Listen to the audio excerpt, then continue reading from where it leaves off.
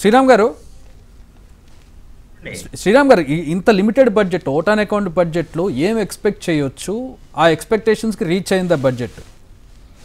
మీరు మొదట అర్థం చేసుకోవాల్సింది ఏంటంటే, మీరు ఓటాన్ అకౌంట్ బడ్జెట్ అంటే మీరు ఓన్లీ మీ ఖర్చులు ఏంటో చెప్పండి, దానికి రాబడి ఏంటో మీరు బ్యాలెన్స్ చేసుకోండి, అది చెప్పండి. అంతేగాని మీరు ఏదో ఇది చేసేసాం అవి చేసేసాం అని ఇదంతా మాకెందుకు? ప్రజలకు, మేము సామాన్య మానవులకి, సామాన్య ప్రజానీకానికి ఈ బడ్జెట్ స్పీచ్ అంటే ఇది ఎలక్షన్ మేనిఫెస్టో అండి. మీ అందరికీ మీరు ఏం చేశారో చెప్తున్నారు, ఏం చేయబోతున్నారో ఏం చెప్పట్లేదు. అంటే చేసేసాం, ఇవన్నీ ఇంకా చేసేస్తాం అన్నారు. ఎక్కడ చేశారు? అది మేము అడిగేది ఏంటంటే, ఇది పూర్తిగా ఏమైందంటే గ్రామీణ వ్యవస్థను నిర్లక్ష్యం చేస్తున్నాయి ప్రతి ప్రభుత్వం కూడా. ఇది ఓన్లీ కేవలం బీజేపీ కాదు, ఏ ప్రభుత్వం వచ్చినా ఈ గ్రామీణ వ్యవస్థను పూర్తిగా లేపడానికి, పైకి తీసుకురావడానికి ప్రయత్నాలు జరగట్లేదు. ఎందుకంటే మీరు ఈవేళ నిర్మల గారు చెప్పారు ఏమని, యువతకి 25 లక్షల కోట్ల ముద్రా లోన్స్ ఇచ్చామంటున్నారండి. 25 లక్షల కోట్ల ముద్రా లోన్లు ఇస్తే మరి నిరుద్యోగం యువతలో 40%కి ఎందుకు చేరిందండి? అన్ని దేశాల కన్నా మన భారతదేశం ఎందుకు పైకి వెళ్ళింది? అది మీరు కొంచెం వారిని చూడమని నేను ఒకసారి వెరిఫై చేయమనండి. ఈ ఇచ్చిన స్టాటిస్టిక్స్ అన్ని కరెక్ట్గా ఉన్నాయా లేవా అనేది. అదే కాకుండా 2-3 విషయాలు ఎక్స్ట్రాగా వెళ్ళారు వారు. ఏంటంటే ద్రవ్యోల్బణం గురించి చెప్పారు. ఈ ద్రవ్యోల్బణం 5.1%, 5.5% అనేది ఇది నా వాస్తవం కాదు కాదు కాదు. ఎందుకంటే ఇది నేను చూస్తున్నాను, ఈ పల్లెటూరులో కూడా కాయగూరల ధరలు కేజీ 80-100కి వెళ్తున్నాయి. హైదరాబాద్లో ఎక్కువ అనుకునేవాళ్ళం, ఇప్పుడు ఇక్కడ అంతకన్నా పోటీ పడుతున్నాయి. అలాగే పప్పులు, ఉప్పులు, బియ్యం ఎక్కడ కూడా ధరలు పెరిగినాయి, కానీ చక్కెర ఏది కూడా, ఫుడ్ ఇన్ఫ్లేషన్ కంప్లీట్గా పెరిగిపోయింది, నో డౌట్. ఇంకా అదర్స్ ఇవి మీరు చూస్తారు. ఈ ఓన్లీ రియల్ ఎస్టేట్ రంగం బాగుపడుతోంది కొంతవరకు, అన్ని చోట్ల ఫ్లాట్లు కడుతున్నారు. కానీ వాటిని ఆక్యుపై చేయడానికి బ్యాంకుల నుంచి పూర్తిగా సదుపాయాలు లేక చాలా ఫ్లాట్లు ఖాళీగా ఉండే పరిస్థితి హైదరాబాదే కాదు, ఈ మధ్య తరగతి పట్టణాలైన రాజమండ్రి, కాకినాడ లాంటి ఊళ్ళలో కూడా విపరీతంగా ఉన్నాయి. అది దాని గురించి వారు ద్రవ్యోల్బణం గురించి చెప్పడం నాకేమీ ధర్మంగా అనిపించలేదు ఈవేళ. మూడోది ఫిస్కల్ డెఫిసిట్ గురించి మాట్లాడుతున్నారు. ఫిస్కల్ డెఫిసిట్ జీడిపిలో మేము 5% నుంచి తగ్గించుకుంటూ వస్తున్నాం అన్నారు. 4.5 మా ఎస్టిమేటెడ్ టార్గెట్ అన్నారు. కానీ అసలు fiscal deficit best mark less than 3% ఉండాలి. ఇది అసలు జరిగేది కాదు.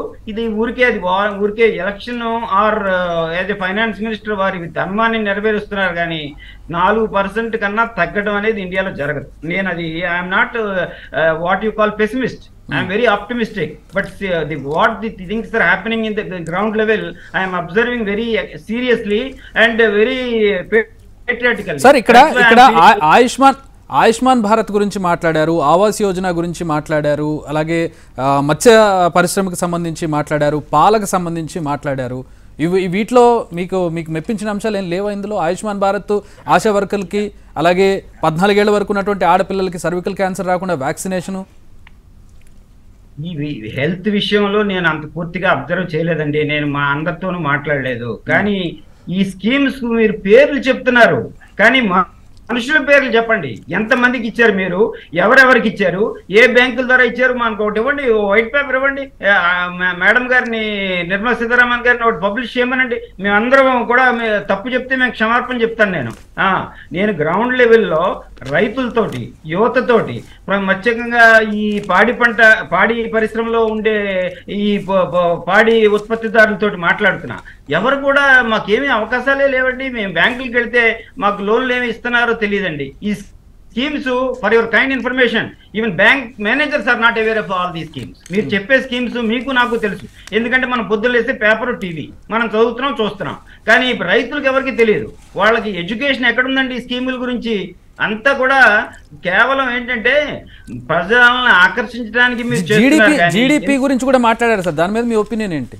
జీడిపి పెరుగుతుందండి. జీడిపి పెరగడానికి ఏమీ అభ్యంతరం లేదు. ఎందుకంటే ఇప్పుడు భారతదేశం టేక్ ఆఫ్ స్టేజ్ నుంచి పుంజుకున్న కాబట్టి ప్రపంచంలో ఇప్పుడు మన దేశం one of the best countries for the improvement of all the resources.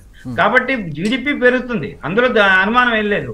GDP ఎందుకంటే ఇప్పుడు పాపారావు గారు అంటారు గత కాంగ్రెస్ ప్రభుత్వంతో పోల్చుకుంటే దిగజారింది, కానీ ఇప్పుడున్న ఇతర ప్రపంచ దేశాలతో పోల్చుకుంటే మెరుగ్గా ఉంది, దానికి మనం సంతోషపడాలా అంటారు. మీ ఒపీనియన్ ఏంటి?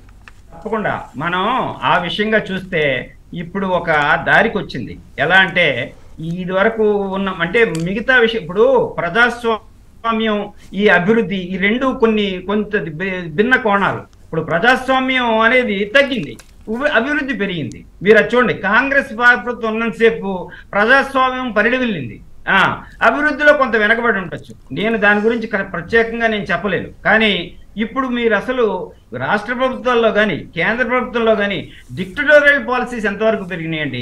కమ్యూనిస్టులు కంప్లీట్ గా అసలు వ్యానిష్ అయిపోయారు కదా ఇండియాలో. మాట్లాడి గొంతెత్తి ప్రశ్నించే కమ్యూనిస్టులకి అసలు స్థానం లేదు ఈ భారతదేశంలో. ఎక్కడున్నారు వాళ్ళు? లెఫ్ట్ ఓరియంటెడ్ అసలు ఎవరికి ప్లేస్ లేదు. ఈ ఆంధ్ర కానీ తెలంగాణ అంటే వాళ్ళు సప్రెస్ చేశారా, వాళ్ళకి వాళ్ళే విరమించుకున్నారు అనుకుంటున్నారు ఏంటి? వాళ్ళేం విరమించుకోలేదు మహానుభావ. మనము రాజకీయాలు అవి చేస్తున్నాం, ధన రాజకీయాల్లోకి వెళ్ళిపోయాం. కానీ ఈ రోజు సిలిండర్ ధర పెరిగితే రోడ్డెక్కి పోరాడడం కానీ, నిత్యావసరాల ధరలు పెడితే రోడ్డెక్కి పోరాడడం కానీ, అరెస్టులు కానీ ధర్నాలు కానీ ఏం కనపడుతున్నాయి మీకు? మీరు అదేంటంటే పార్టీల ఉనికి కోసం ఆర్టిస్టుల చేత చేస్తున్నారు ఎక్కువగా, అంతేగాని నిజమైన రెవల్యూషన్, నిజమైన పోరాటాలు చేస్తున్నారు ఎంతమంది ఉన్నారు మీరు చూడండి. మీరు ప్రత్యక్షంగా మీరు చూడండి. అది వెళ్ళి ఏది అసలు ఇది వరకు మనకి ఎలా జరిగేది? మన చిన్నతనంలో కమ్యూనిస్టులు అంటే వణికిపోయేవాళ్ళం, ఎందుకంటే వాళ్ళు పోరాటం ప్రత్యేకంగా ప్రభుత్వాన్ని నిలదీసేవాళ్ళు.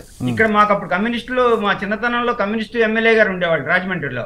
వారు ప్రత్యేకంగా బ్రహ్మానంద రెడ్డి గారి మీద పోరాటం చేసి ఆయన మంచి పేరు తెచ్చుకున్నారు వాళ్ళంతా. వారు కానీ వెస్ట్ గోదావరిలో కానీ రామం గారు కానీ ఇంక ఇట్లా చాలా మంది గొప్ప కమ్యూనిస్టులు ఉండేవాళ్ళు. వాళ్ళ వల్ల పోరాటాలు జరిగాయి. ఇప్పుడు గొప్పవాళ్ళు లేరని నేను చెప్పట్లేదు, కానీ గొప్పగా పోరాటాలు జరగట్లేదు. కారణం ఎందుకంటే ప్రభుత్వాలు అనేక విధాలుగా సప్రెస్ చేస్తూ వాళ్ళ యొక్క కార్యక్రమాలను జరిపించుకుంటున్నారు. కానీ ఎందుకు మనకు హైదరాబాద్ లోనే మీరు చూడండి, ఆ ధర్నా చౌక్ ని కేసీఆర్ గారు బ్యాన్ చేస్తే ఎవరేం చేయగలిగారు? ఎవరైనా ఆపగలిగారా? కోర్టులు కానీ లేకపోతే ప్రజల సంఘాలు కానీ ఏమైనా చేయగలిగారా? ఆర్టీసీ స్ట్రైక్ ఎన్ని రోజులు జరిగిందండి? Right sir.